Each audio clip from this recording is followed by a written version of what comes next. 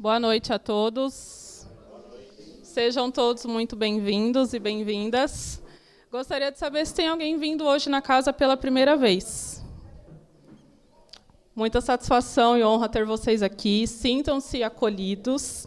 Se tiver qualquer dúvida com relação à casa, pode procurar um dos trabalhadores ao final, que a gente esclarece sobre cursos, palestras e tratamentos, tá? Então, eu convido a todos e a todas a fechar os olhos, se concentrar neste momento que é tão importante de conexão com a espiritualidade, de conexão com aquilo que cada um veio procurar, retirando as preocupações do dia a dia, o cansaço, os desgastes, pensando na pessoa mais importante que tem aqui, que é cada um de vocês. E com essa conexão, convoco vocês a imaginar à frente de vocês a figura do nosso Mestre Jesus, que tem aquela energia de amorosidade, de acolhimento, que é tão caloroso com a gente, e que a gente possa entregar a esse nosso amado Mestre, nosso governador planetário, as nossas preocupações, as nossas indagações, mas também ofertar o nosso melhor, entregar a Ele ao nosso melhor. E com esse pensamento no Mestre Jesus e em sua mãe, a Virgem Maria, pensando que estamos no mês das mães, vamos fazer a oração que Ele mesmo nos ensinou, com muita fé, com muita devoção, refletindo em cada palavra, para que cada um de vocês que estão hoje aqui, encarnados e desencarnados, possam receber os bálsamos necessários que precisam de acordo com o merecimento de cada um. Então vamos todos. Pai nosso, que estais nos céus, santificado seja o vosso nome. Venha a nós o vosso reino. Seja feita a vossa vontade, assim na terra como nos céus. O pão nosso de cada dia nos dai hoje. Perdoai as nossas ofensas, assim como nós perdoamos a quem nos tenha ofendido. E não nos deixeis cair em tentação, mas livrai-nos de todo o mal, Senhor, porque Teu é o caminho, a verdade e a vida para todos sempre. Que assim seja, graças a Deus. Eu esqueci só de um detalhe, de trazer o presidente aqui da casa para falar uma novidade muito boa. Ricardo, nosso presidente. Obrigado, Monize. Primeiramente, gostaria de passar para vocês a importância de estarmos aqui presentes, de coração aberto. Vamos ouvir aqui o nosso palestrante, que vem de longe, nosso amigo, faz parte da casa já. E a parte que eu queria falar para vocês é sobre a construção. É com muito orgulho que eu passo para vocês que a gente já conseguiu o desdobro da casa, já está no cartório, só falta a parte de registro. São custos e mais custos, por isso que a gente vem apresentando aí nossas rifas, nossos caldos, nossas coisinhas, né, do mês a mês aí, para a gente arrecadar recursos aí. Muito obrigado a todos que participou diretamente ou indiretamente, aos trabalhadores da casa, aos pessoal que não participa da casa, mas indiretamente também ajuda muito o nosso propósito. Quando eu recebi essa mensagem, fiquei muito contente, muito, muito mesmo. Passei diretamente já para os nossos anfitriões aí, mais de 20 anos de casa, né? É um prazer entregar isso para elas, para quem participa da casa há mais de 10, 20 anos aí, é um prazer. O que eu pude fazer é um pouquinho, cada trabalhador fez um pouquinho, cada trabalhador ou pessoa que fez parte disso aqui, foi muito importante. E quem também já não está mais na casa. Quem não está mais na casa também foi muito importante para o processo. Tá bom? É isso que eu queria falar para vocês. A parte agora da semana que vem, inicia a parte de registro de cartório, e a gente vai ter, eu acho que a presença de algumas pessoas aqui, eu acho que o engenheiro, parte de construção civil, para a gente estar se reunindo, para estar pautando algumas diretrizes agora para frente para casa, tá bom? As coisas aqui na casa vai continuar a mesma coisa, do mesmo jeito. os trabalhadores, a parte de cantina, até a gente conseguir levantar lá e já partir para outro endereço. Talvez seja esse ano, espero que seja, mas está muito encaminhado, tá bom? Outra coisa que para mim é muito importante, esse mês é o mês de maio, é o mês de prevenção de acidentes de trânsito. Para quem sabe, eu já sofri um acidente em 2019, fiquei 1 ano e meio deitado e, graças a Deus, estou aqui. Mas muitos amigos, colegas, não tiveram a mesma oportunidade e chance.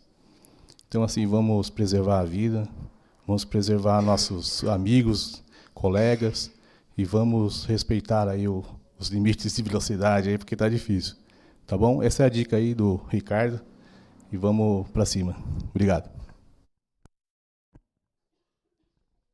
Com os recados dados, vamos dar abertura aqui à palestra, ao Causo, que é maravilhoso, é um grande professor do qual eu aprendo muito, né? Vem trazer aqui a mensagem para a gente, o jugo leve. Que Deus abençoe vocês, sua espiritualidade, com as inspirações devidas. Muito obrigado. Boa noite a todos.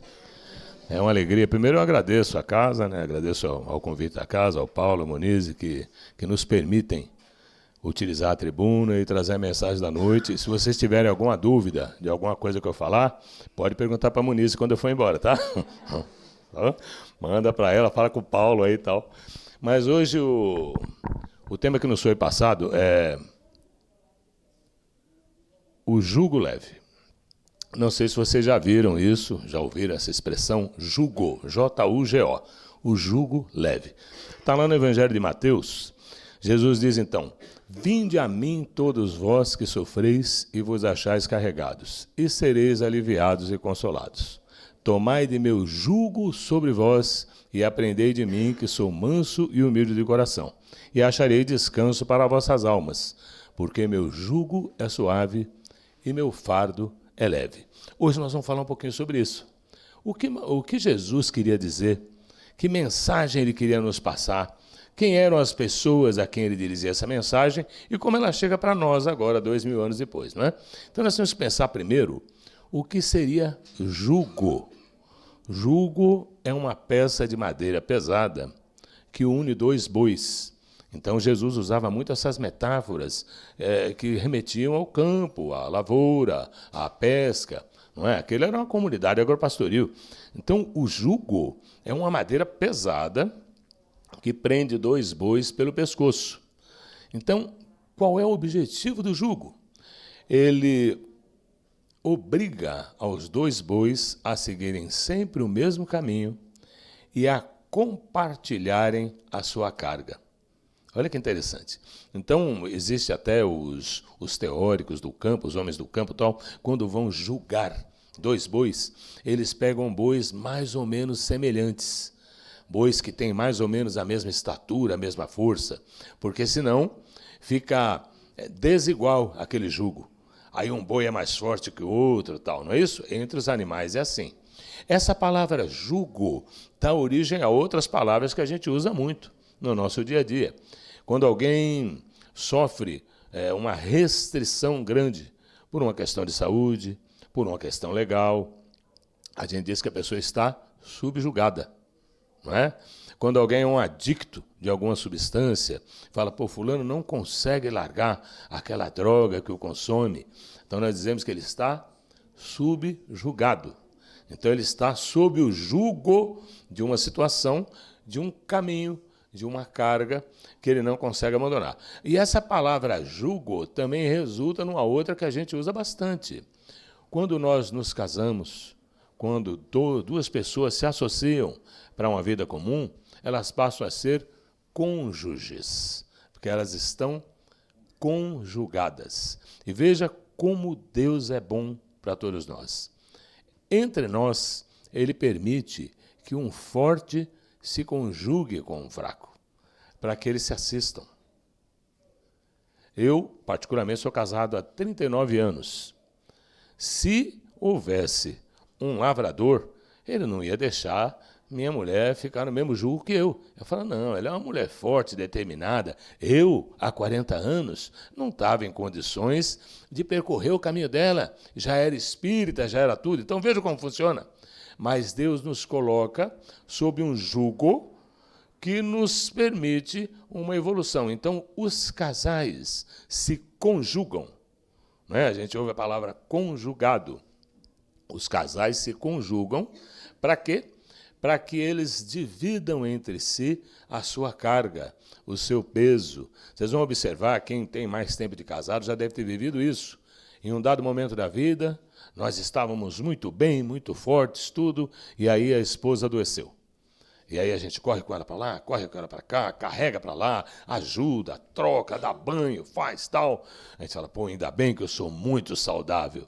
Aí depois a gente, né, Paulo, às vezes é surpreendido por uma situação e a gente acaba sendo socorrido por aquela pessoa que está conjugada com a gente. Então nós vivemos em relacionamento, nós criamos família, nós juntamos com os nossos cônjuges, justamente por essa orientação divina. A providência divina nos quer juntos com alguém. Por quê?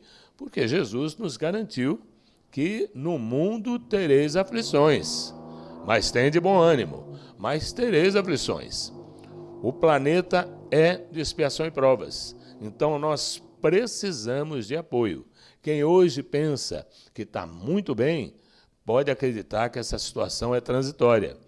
Todos teremos problemas e todos precisaremos daquela pessoa que a gente elegeu como companhia ao longo da vida. Então Jesus sugere esse jugo. Aí ele fala, tomai de meu jugo sobre vós.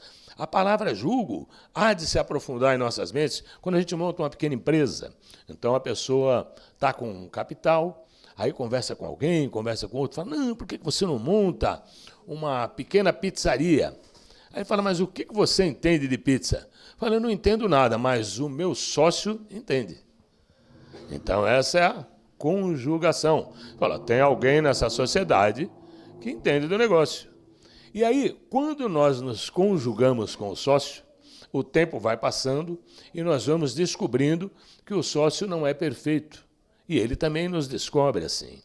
E aí nós percebemos, então, o fardo que o sócio carrega. O fardo de seus vícios, de suas imperfeições, de seus desequilíbrios, de suas dúvidas, e nós não sabíamos disso. Tampouco ele sabia quem somos nós. E ele começa a nos conhecer melhor. Fala, se eu soubesse, não teria feito a sociedade.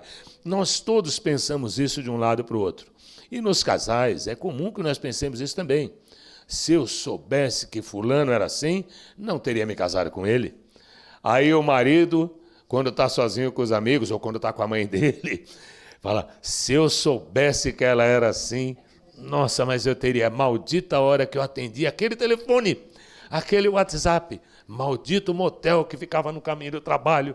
Então, nós, às vezes, achamos que aquela pessoa que está conosco está aquém das nossas realidades, da nossa expectativa. E 90% das vezes nós estamos enganados. Eu vou contar uma história para vocês. Divaldo Franco tinha um amigo comum, ele conhecia e o Chico Xavier também conhecia.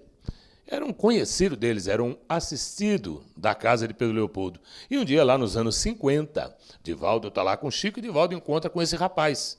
E esse rapaz vem animado, o Chico, ele era um assistido da casa, um homem desequilibradinho, que tinha lá seus problemas. E o Chico o encontra e pergunta a ele, o Divaldo, o encontra, fala, como é que você está? Você está bem? Está tranquilo? Sua vida está boa? Tal? Ele fala, agora eu estou bem melhor. As coisas estão indo bem para mim. Inclusive, eu estou dando passe no Chico Xavier. Aí o Divaldo olhou e falou, como assim? Não, toda sexta-feira eu venho aqui na casa e sou eu quem dou passe no Chico Xavier. Divaldo falou, é mesmo? É. Falou, puxa, que mudança, não? Passaram alguns minutos, o Chico chega para cumprimentar o Divaldo e o Divaldo comenta com ele. O Divaldo fala, Chico, só uma curiosidade. Aquele irmãozinho nosso, fulano de tal, você conhece ele, né? O Chico fala, claro, ele é assistido aqui da casa. Ele falou, então, Chico, o rapaz falou para mim que ele está te dando passe. E o Chico falou, tá sim, Divaldo. Como que eu poderia trazê-lo para a assistência se eu não desse a ele uma missão dessas? Hoje ele me dá passe. E eu percebi, Chico dizendo a Divaldo, que quando ele me dá passe, ele se envolve de mentores de luz pela responsabilidade que ela assumiu. E aí os seus problemas vão se esvaindo. Ele está se tratando de uma forma muito melhor, me dando passe. E ele falou para o Divaldo, deixa ele, Divaldo. Então, meus irmãos, muitas das vezes, nos relacionamentos difíceis que a gente tem, a gente está dando passe no Chico. A gente está ali crente que somos nós. Se não fosse eu, o que seria dela? Se eu sair da vida dela, a vida dela acaba. E é uma pretensão nossa. Se a gente tivesse olhos para ver, alguém ia dizer para nós, você está dando passe no Chico aí. Você foi colocado naquela situação só para você ser socorrido, para você melhorar. E ela ou ele tem uma paciência enorme com você e você já demonstrou que não tem nem paciência, nem gratidão. Assim somos nós. E Jesus nos chamava, então, para que nós colocássemos sobre nós o jugo dele. O jugo dele. Então, o que seria o jugo do Cristo? Seria que nós nos alinhássemos ao Chico, como a gente se alinha num casamento, como a gente se alinha numa sociedade, que nós colocássemos o Chico Xavier como nosso sócio de caminhada, como nosso orientador principal, como nosso principal modelo e guia. Essa era a ideia de Jesus. Colocar o jugo dele. Então, o que ele quis dizer? Quando você coloca o jugo, você passa a seguir aquele caminho e passa a carregar a carga compartilhada. E o que Jesus diz, então? Meu jugo é suave.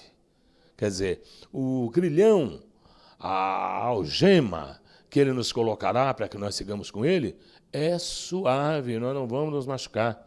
E o fardo é leve. Quando Jesus diz que o fardo é leve, o fardo é o conjunto de nossas características que nós fazemos com que as pessoas que andam com a gente carreguem conosco. Então, alguém suporta meu mau humor, alguém suporta minha indiferença, alguém suporta minha arrogância, alguém me suporta. Essa pessoa, normalmente, são nossos companheiros ou companheiras, carregam esse fardo, carregam essa mala pesada que a gente fala, né? Fulano é uma mala sem alça. Carregam esse fardo. E Jesus já deixava claro que o fardo dele é leve. Por quê? Porque o que pesa em nós, em nossas vidas, são os nossos desvios, os nossos vícios, as nossas incoerências. As nossas virtudes não são pesadas, elas são leves, são agradáveis. Por isso, Jesus diz, então, coloca meu jugo, toma meu jugo, que meu jugo é suave. O caminho que eu vou te impor é suave. E o meu fardo é leve. Jesus se oferece, então, para carregar conosco o nosso fardo, uma vez que o dele é leve. Essa é a ideia do jugo leve. Aí vejam o que ele diz lá. Vinde a mim todos vós que sofreis e vos achais carregados e sereis aliviados e consolados. Está lá em Mateus 13. Quando ele diz todos vós que sofreis, então esse convite não é para a humanidade? Porque nem todos nós estamos em sofrimento. Muitas vezes a gente vem à casa espírita por plena vontade, pelo prazer da convivência, pelo prazer de servir, pelo prazer de conhecer o Evangelho de Jesus. Nem sempre a gente veio pela dor. Às vezes não. Por que Jesus convida aos que sofrem? Porque o planeta é de expiação e provas. Jesus sabe, por conhecer a natureza do planeta em que estamos, que todos nós, em algum momento, vamos enfrentar a aflição, o sofrimento. O que nos dá sustentação é o Evangelho de Jesus. Quando a gente se prepara antes da dor, quando a gente se evangeliza antes da doença, quando a gente conhece a verdade antes do acidente, Quando a gente abre a mente para Jesus antes de uma notícia de câncer, tudo que vier depois vem mais leve. Isso que ele garantiu.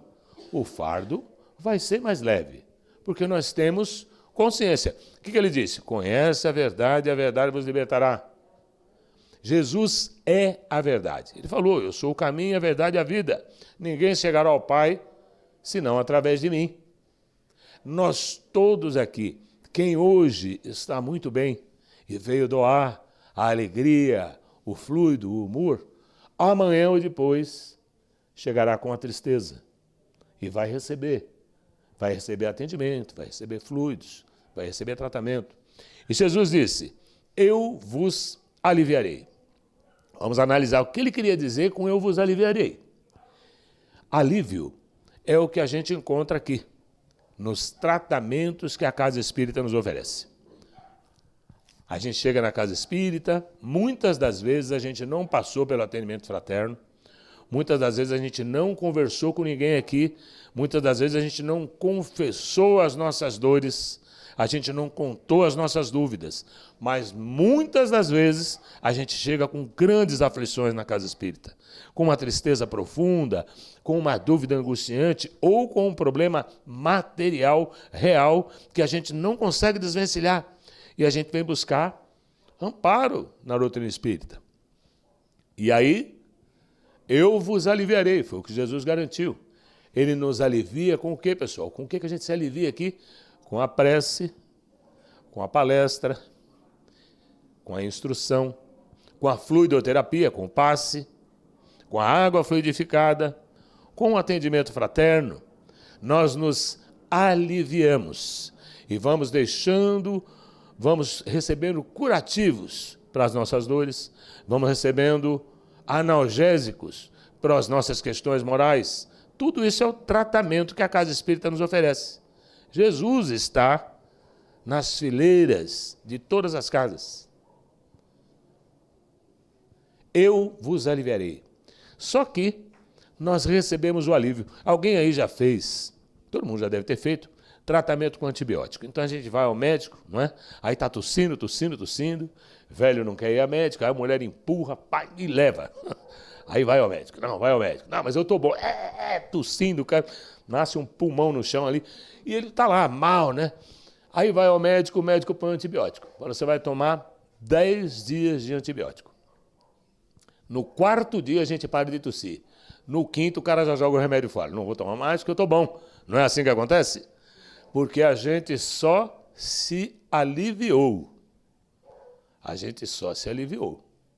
Isso acontece com a gente na Casa Espírita. Aí, às vezes, a gente vem por um processo, numa agonia, numa tristeza, a gente busca uma libertação, a gente busca uma iluminação, a gente busca um consolo. E isso vai chegando a nós, vai chegando. Aí passa 1 mês, 2, 3, 4, a gente se sente bem melhor. Aí a gente é convidado para aquele tratamento que a gente estava fazendo na casa, venceu, perfuraram o cartão, marcaram tudo e falou, aqui parou. Então o tratamento acabou? Não. Seu tratamento continua lá. Você continua recebendo palestra, você continua recebendo passe, você continua estudando a doutrina. Esse é o seu tratamento. E aí o que a pessoa faz, muitas das vezes, ela se dá alta, igual o antibiótico. Agora eu já estou bom, eu não preciso mais. Então essa pessoa teve só o alívio. Bastou para ela o alívio, ela vai embora. Eu conto a história para vocês. Um sujeito morava num local, ele era ateu, ele não acreditava em Deus, não acreditava em Jesus, não acreditava em nada. E aí, certo dia, ele está indo para casa, ele atravessa uma linha de trem para chegar à própria casa. Chegava de madrugada, tal, e atravessou a linha de trem. Quando ele pisa naquele ferro, né, por onde o trem circula, era um conjunto, era um encontro de dois daqueles, aí um deles fecha, ele prende o tornozelo. E ele fica com o tornozelo preso no trilho do trem. E aí o coração... E ele... prendeu o tornozelo. Aí ele fica apavorado ali. Ele fala, estou preso aqui. Só que ele era um homem que não fazia preces, que não acreditava em nada. Então ele diz alguns impropérios, fala umas besteiras, fala uns palavrões, mas o pé continua preso. E aí o pé não sai, e aí ele começa a ouvir o barulho do trem, começa a sentir vibração no solo e ele fica apavorado. Aí ele olha para o alto, fala: Senhor Jesus, me ajuda. Me ajuda, Jesus. Olha a situação que eu estou. Eu vou morrer na linha do trem, Senhor Jesus. Eu não fiz nada de errado. Me ajuda. Me ajuda que eu vou mudar. E ele dá uma lista de coisas que ele ia parar de fazer a partir daquele momento. Nunca mais eu faço isso, nunca mais eu faço aquilo. Sou um homem. Me ajuda, Senhor Jesus. E o trilho abre. Ele tira o pé, olha para o alto, com aquele olhar de gratidão e fala: Senhor, não precisa mais. Eu consegui sozinho. Não é? Eu mesmo me livrei dos meus problemas. Assim somos muitos de nós. A gente vem para a casa espírita, é tratado, recebe passe, recebe prece. A gente não sabe, a gente põe um nome lá, eu ponho lá meu nome, Causo, lá no grupo de prece aqui. Eu nem estou sabendo que numa certa hora do dia, uma vez por semana ou 2 semanas, estão fazendo prece para mim. Tem gente fazendo prece, ó, esse aqui é o Causo, quem é aquele tiozinho lá, aqui tal. Prece, eu estou recebendo prece. Aí quando eu fico bom, alguém me fala: ei, vai para a casa espírita? Não, eu já fiquei bom sozinho. Porque é nossa natureza.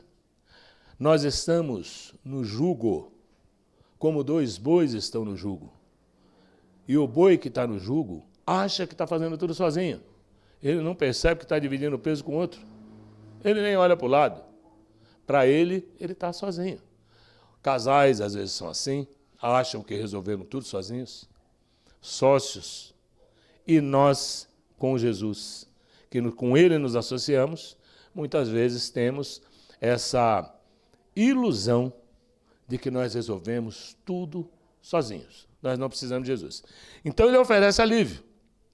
E a gente recebe o alívio e escapa. Mas o que ele diz lá adiante? Eu vos aliviarei, tomai de meu jugo sobre vós e aprendei de mim, que sou manso e humilde de coração. Olha que interessante. A gente já tomou o jugo dele, mas ele quer que a gente aprenda a mansuetude dele, a doçura dele. Aprendei de mim, que sou manso e humilde de coração. Nós temos que aprender. Ele é o caminho, ele é a verdade, ele é a vida. Aí a gente começa a mudar as atitudes. A gente começa a ser um tanto mais dócil, um tanto mais sereno, menos belicoso. Mas a gente tem que levar Jesus não só para o nosso ambiente de reflexões espirituais, também para o nosso ambiente familiar, também para o nosso ambiente de trabalho. Numa reunião corporativa, que às vezes o clima está tenso, e nós esquecemos que somos espíritas. Aí nós havemos de colocar a mansuetude ali. É aqui que você tem que operar. Numas reuniões onde se discute direito do outro, discussão de contrato, nós somos às vezes cruéis com aquilo. Fala negativo, não abro mão de nada. Pensa um pouco. Pensa um pouco. Se fosse Jesus, o nosso sócio, mesmo na empresa, talvez ele dissesse o que disse Paulo de Tarso: assuma o dano, assuma o pequeno prejuízo. Paulo de Tarso disse isso. Quando a pessoa falava-se da reação, porque Jesus já deixou bem claro: não resistis ao mal. O que ele quer dizer? Quando o mal chega para você, você não pode resistir ao mal. Você tem que devolver o bem. Resistir ao mal é revidar o mal. E Paulo de Tarso ainda dizia mais longe, ele falava: assuma o dano. Às vezes a pessoa toma um pequeno prejuízo e fica algemada. Ela põe um jugo nela e em quem deu o prejuízo. E fica o tempo todo carregando aquele outro do seu lado. Aí você vai perguntar para o cara, já foram 3, 4 anos que o negócio dele quebrou por causa do sócio inescrupuloso, e ele ainda está preso no sócio. O sócio nem lembra dele mais, mas ele está lá preso. É ele quem tem que se libertar. Então é Jesus dizendo: toma o meu jugo. Aprenda de mim. Seja humilde, seja manso. A suavidade do Cristo, é isso que ele nos oferece. E quando ele diz, então, ele nos alivia, depois ele diz: e acharei descanso para vossas almas. Como que nós vamos achar descanso para nossas almas? Nós vamos achar descanso para nossas almas quando nós aliviarmos as nossas consciências. quando nós errarmos menos, quando nós fizermos menos ações daquelas que nos tiram o sono, aquelas que a gente vai dormir e fala, eu não devia ter feito isso. Eu não devia escrever aquilo. Eu não devia ter falado aquilo.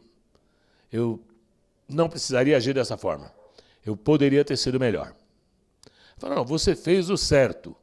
Será que eu fiz o certo? Ou será que eu fui discricionário? Será que eu fui achando que eu fiz o que eu posso fazer? Não é?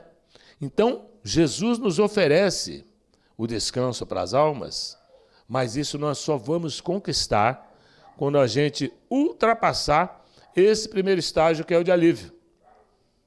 Então a gente saiu do pronto-socorro, a gente teve alta, saiu da UTI, foi para o quarto, aí disseram para a gente, ó, se você quiser ir embora agora, você já pode ir. Mas não, agora eu quero ficar. Agora eu quero repouso. Agora eu quero aprender todo esse bem-estar que o Cristo tem a nos oferecer. Agora eu estou bem.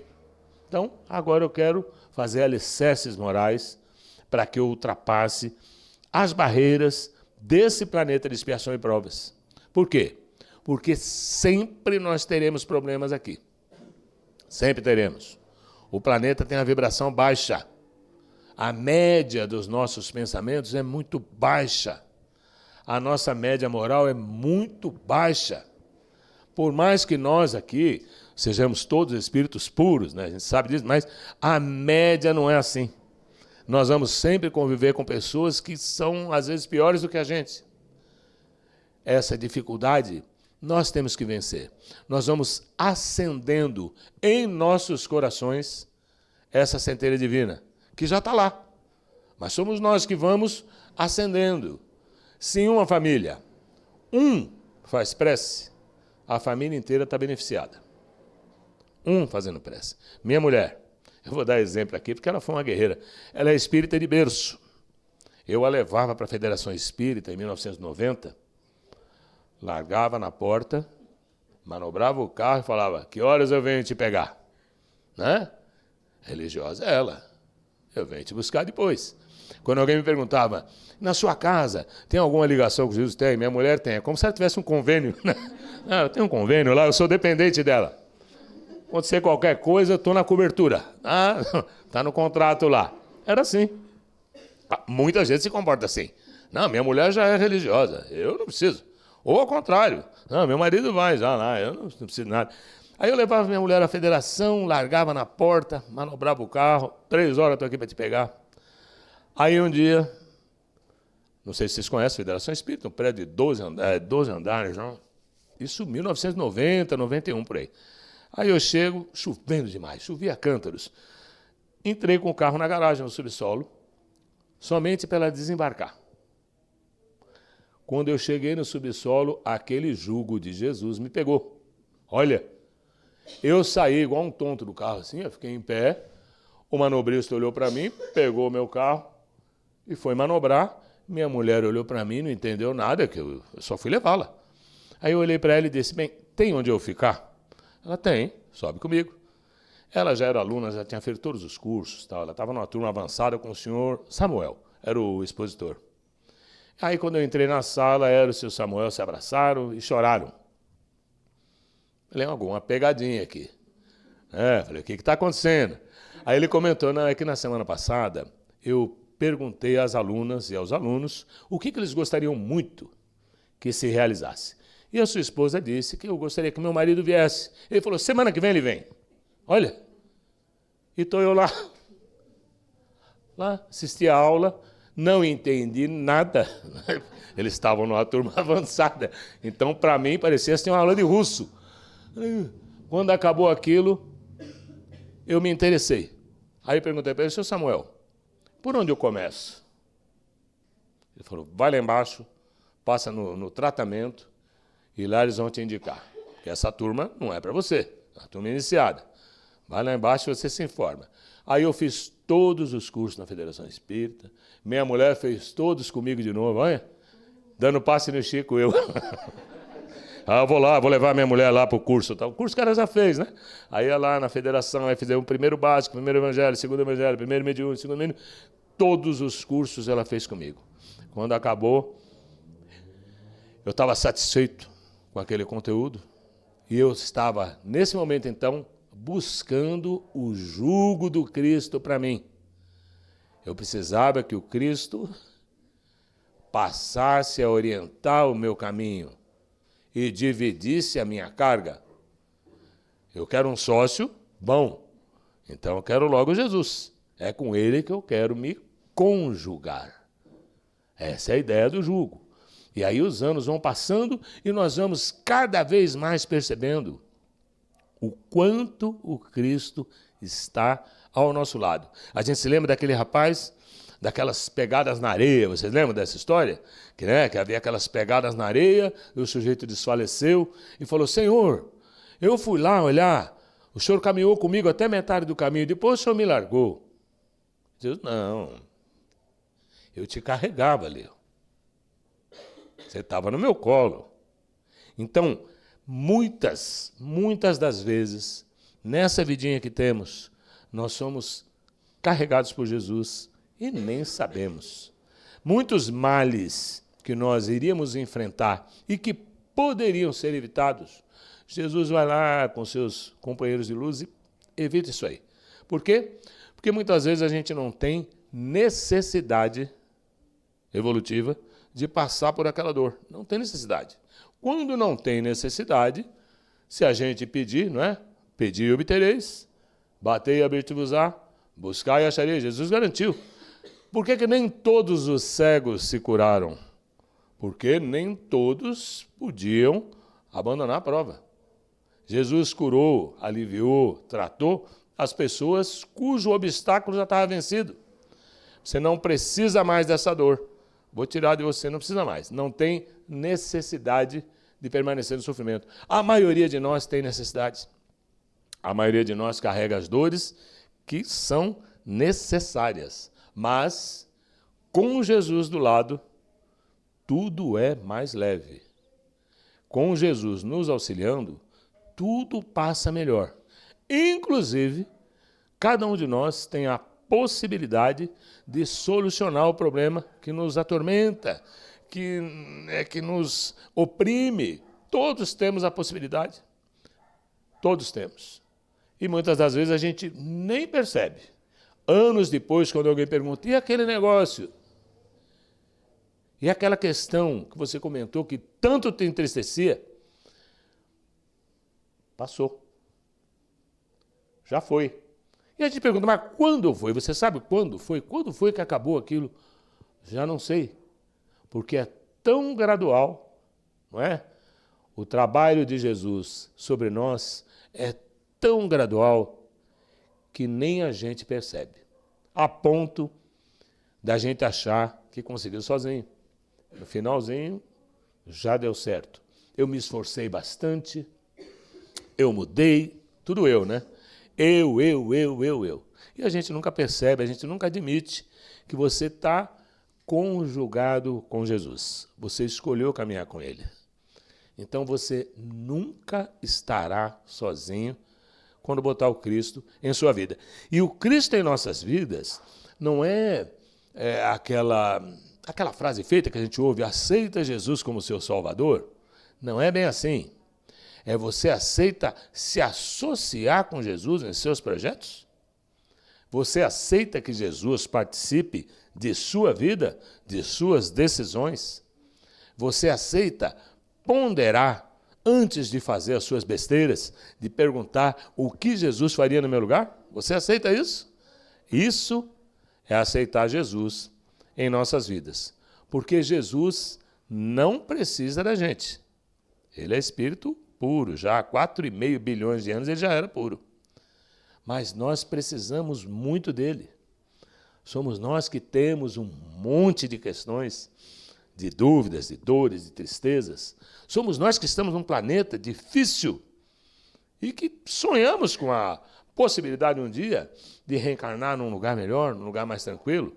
Mas o que nos levará para esse lugar? A nossa iluminação. Está lá no Evangelho de João. Ele falou, a cada um segundo suas obras. A cada um segundo suas obras. A evolução é do indivíduo. Isso vale para os casais. Às vezes a gente olha para a mulher e fala assim, quando eu morrer, eu não sei se eu vou querer continuar com você. Alguém que tiver olhos para ver, fala assim, quem disse que você vai encontrá-la? Né? Quem disse que você vai encontrá-la? Imaginemos a gente internado no mesmo hospital. Aí você está lá na ortopedia e sua mulher está lá na reumatologia. E você não a vê. Mas nós não viemos junto para cá? Cada um é tratado onde precisa. O plano espiritual é isso. Nós seremos levados para onde está a nossa necessidade. E às vezes a pessoa que convive conosco está num estágio um tanto melhor que o nosso.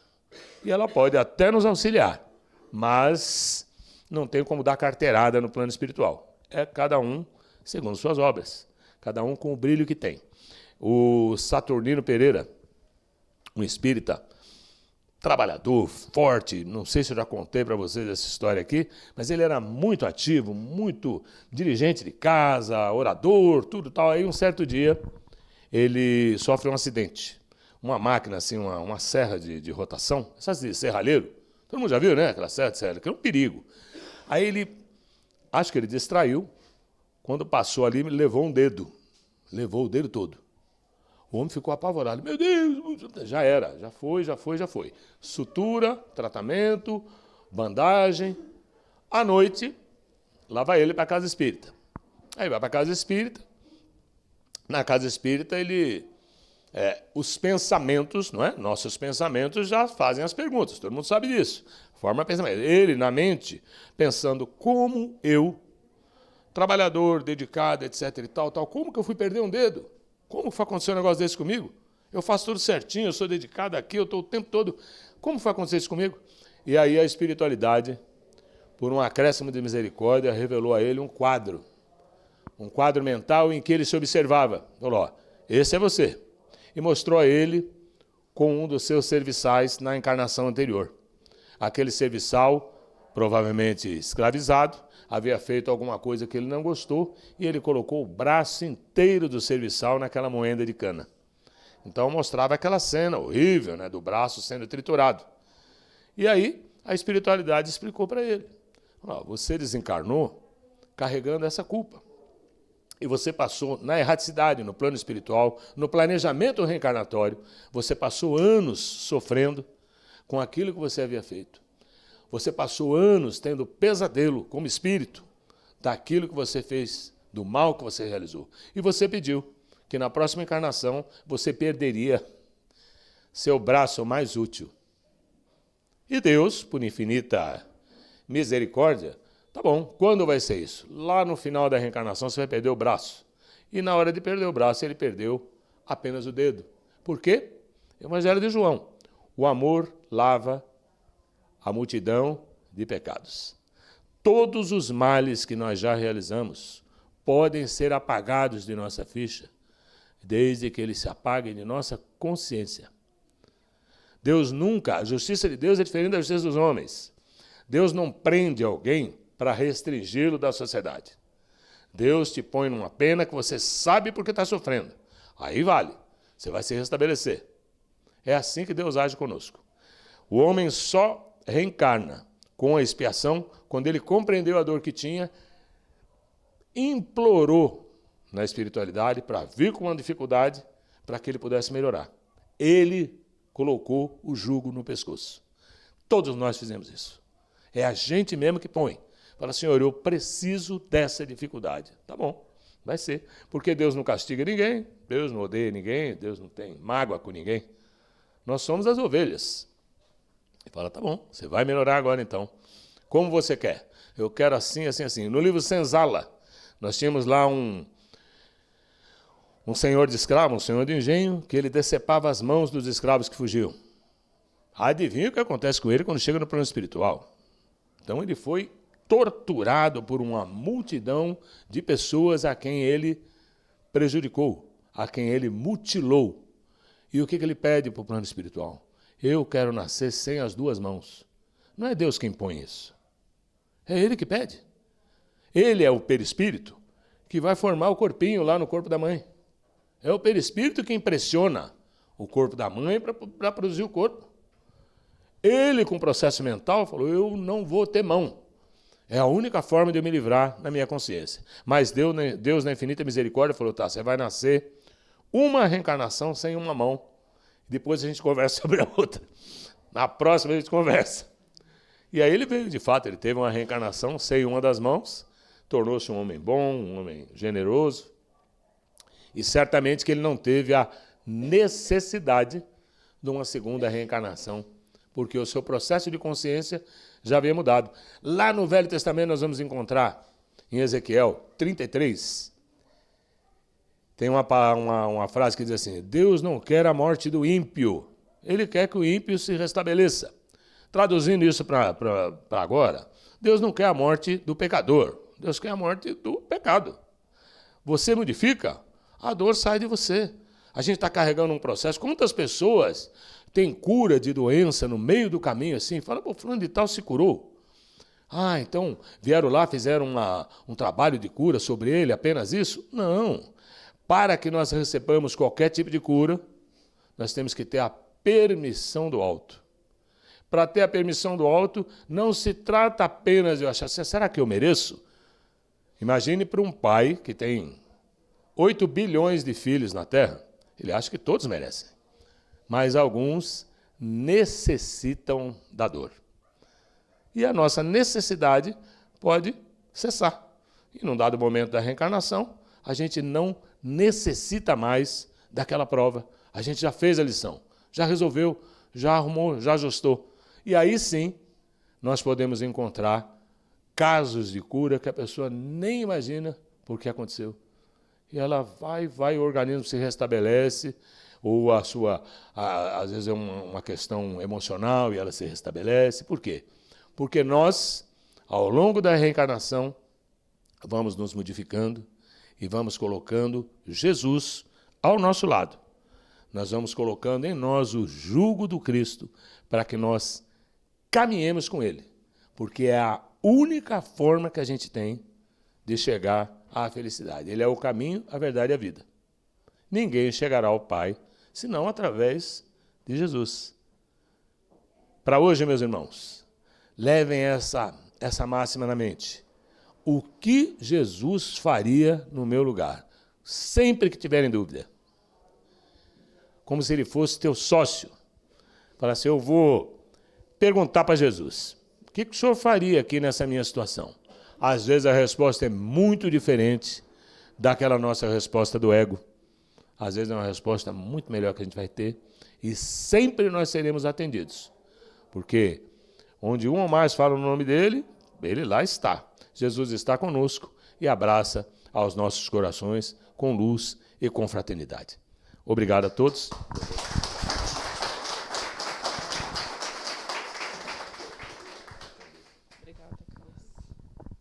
Que lindas palavras de Causo, né? Grande reflexão para nós. Eu me emociono muito quando a gente fala de Jesus, porque eu falo que Jesus é o cara da minha vida. É o meu maior exemplo, e eu acho que deveria ser de todos nós. Quando a gente pensa na figura de Jesus, quando ele esteve aqui reencarnado, a gente vê que ele passou tudo e mais um pouco que nós passamos. Mesmo ele sendo todo amor e bondade, ele sofreu traição. Ele foi negado por Pedro 3 vezes, ele foi crucificado, ele foi quase apedrejado, ele foi desacreditado, e tudo que ele ofertava às pessoas era amor. Então, nós não somos melhores do que ninguém, nós não somos melhores do que Cristo. Passamos por dificuldades, ora porque criamos em outras existências, ora porque fazemos nessa vida. Seja qual for o motivo, a razão, de onde veio, é sempre tempo de recomeçar em Jesus, né? Como você bem disse. Quando a gente é tocado pelo amor de Jesus, pela sua figura, existe uma imersão nossa no novo eu. E naquilo que o Evangelho, que a doutrina espírita tanto explica para nós. A gente passa pelo processo da reforma íntima. E quando a gente passa por esse processo, a nossa conduta moral também é transformada, fazendo com que os nossos fardos sejam mais leves, né? Não que a gente seja isento de passar, porque não seremos. Nem Cristo foi. Por isso que eu falo que ele é o modelo. Quando acontece alguma coisa comigo, eu falo, Jesus, já passou coisa pior. Então, eu também tenho condições, porque ele está do meu lado. Vou balançar, às vezes vai surgir revoltas, porque somos humanos, extremamente falíveis e questionamos tudo, porque se sentimos superiores, né? Falta um pouquinho dessa humildade de aceitar os desafios, mas se a gente realmente é mergulhado por esse amor, a gente se transforma. Então, é o que eu desejo para cada um de vocês, encarnados e desencarnados, que haja essa transformação em Cristo, nesse amor benevolente que Ele tem por todos nós, para que a gente renasça. E é sempre tempo de recomeçar, de renascer, vivenciando de fato este amor.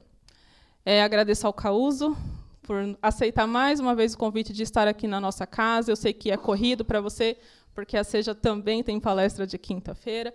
Então, a gente agradece a sua espiritualidade, seus mentores, por suas intuições, trazer essa mensagem que tenho certeza que tocou muitas pessoas aqui, nas suas relações, no convívio com os familiares.